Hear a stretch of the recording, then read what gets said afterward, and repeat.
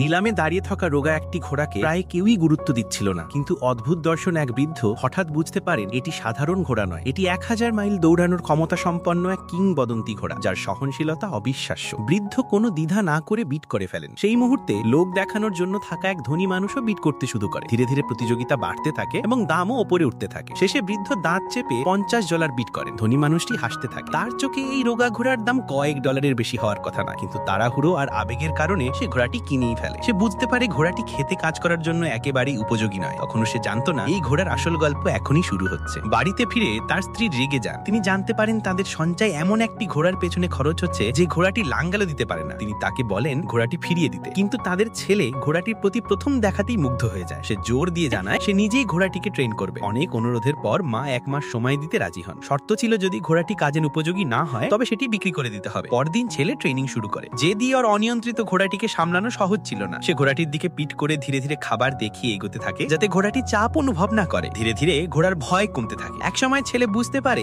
ঘোড়াটি আর ভয় পাচ্ছে না। সে শান্তভাবে ঘোড়ার ঘাড়ে হাত বুলিয়ে তাকে আদর করে এবং তার নাম দেয় জ্যাক। পরে তারা একটি পাহাড়ে ট্রেনিং করতে যায়। সেখানে ছেলে জ্যাক থেমে দাঁড়াতে বলে। অবাক করার মতো জ্যাক মাত্র একটি সেশনে এটি শিখে ফেলে। এরপর ছেলে শীষ ভাজিয়ে তাকে ডাকতে চেষ্টা করে। প্রথমে জ্যাক বুঝতে পারেন। ছেলে ধৈর্য ধরে তার কাছে ফিরে যায়, শান্ত স্বরে নির্দেশ আবার বলে এবং দূরে গিয়ে আরেকবার শীষ বাজায়। এবার জ্যাক দৌড়ে তার কাছে চলে আসে। সেই মুহূর্তে ছেলে বুঝতে পারে জ্যাক আর দেখা অন্য সব ঘোড়ার চেয়ে অনেক বুদ্ধিমান। এরপর থেকে ছেলে যেখানেই শীষ বাজাতো জ্যাক সেখানেই দৌড়ে চলে আসতো। এমনকি সেই গাছের আড়ালে লুকিয়ে থাকলেও জ্যাক তাকে খুঁজে পেত।